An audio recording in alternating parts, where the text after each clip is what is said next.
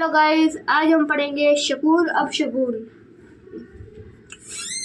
रोहन और विशाल दोनों बहुत अच्छे मित्र थे, लेकिन उनकी सोच में अंतर था। वे गांव की पाठशाला में साथ पढ़ते थे। बड़े हुए तो आगे की पढ़ाई के लिए शहर गए। शहर में पढ़ाई पूरी हुई तो नौकरी की तलाश शुरू कर दी। सहयोगी ने उन्हीं दोनों डाक विभागों में कुछ रिक्तियों का विज्ञापन निकाला। दोनों ने आवेदन भेज दिया। कुछ दिनों बाद डाक विभाग से पत्र आया। उन्होंने नौकरी के संबंध में इंटरव्यू के लिए बुलाया गया था। उन्हें सोमवार को सुबह 11 बजे डाक विभाग के कार्यालय में पहुंचना था। दोनों बहुत प्रसन्न थे। दोनों ने रविवार को गांव जाकर अपने माता पिता का आशीर्वाद लिया। अगले दिन सोमवार को दोनों सुबह 9 बजे ही घर से निकल पड़े। अभी कुछ कदम ही बढ़े थे कि दरवाजे पर खड़ी विशाल की बहन की चीख दिया। विशाल घबरा गया।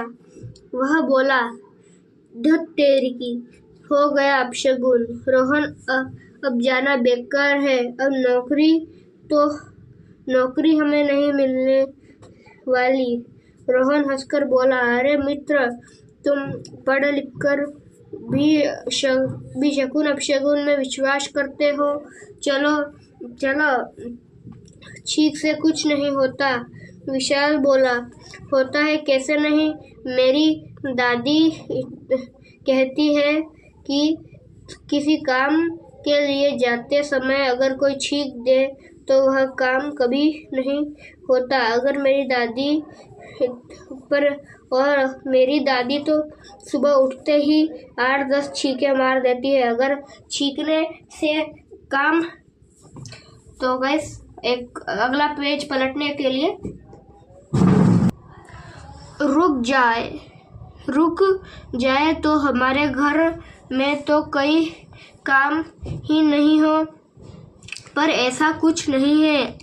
आओ चले, रोहन बोला। विशाल अनमना सा रोहन के साथ चल दिया। उसका मन कह रहा था कि जाना बेकार है।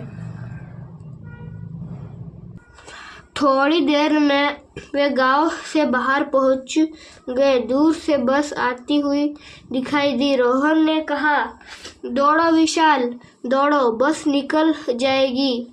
दोनों बस की ओर दौड़ने लगे। विशाल के पैर तो आगे बढ़ रहे थे, लेकिन मन पीछे लौट रहा था। तभी एक बिल्ली उनके सामने से निकल गई। बस विशाल तो ठिठक कर रुक गया। रोहन ने पूछा, क्या हुआ विशाल, रुक क्यों गए? जल्दी चलो वरना बस निकल जाएगी। विशाल झुंझलाकर बोला, निकल जान दो, पहले चीख और अब बिल्ली भी रास्ता काट गई। नौकरी तो मिलने से ही नहीं और भी ना जाने क्या क्या आफत पड़े। ना भाई ना, मैं अब नहीं जाऊंगा। रोहन जोर से हंसकर बोला, बिल्ली को क्या पता कि तुम नौकरी के लिए जा रहे हो। अभी तो डाक विभाग वालों ने भी यह निर्णय नहीं किया कि नौकरी किसे देंगे। फिर बिल्ली तुम्हारी नौकरी के रास्ते में कैसे आ सकती है। चुपचाप अंधविश्वास मत करो,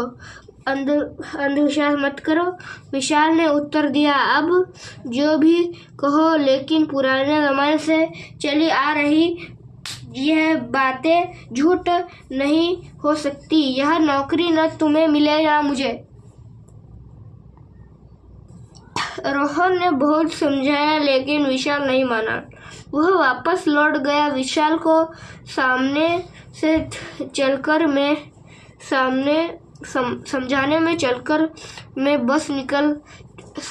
के चक्कर में बस निकल गई थी।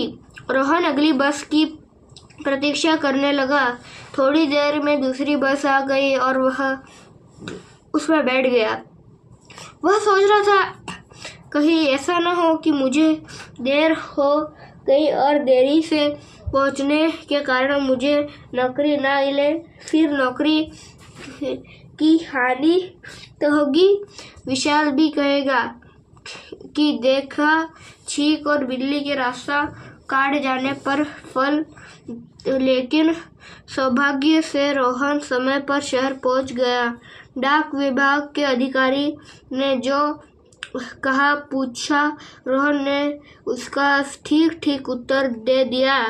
थोड़े दिन बाद डाक विभाग से पत्र आया कि उसे नौकरी मिल गई है। विशाल ने यह सोचा, छींकने पर और बिल्ली के रास्ता काटने पर भी रोहन को नौकरी मिल गई। यह कैसे हुआ? क्या शकुन अपशकुन में बन गया? गाइस, आज के लिए इतना ही। Bye bye.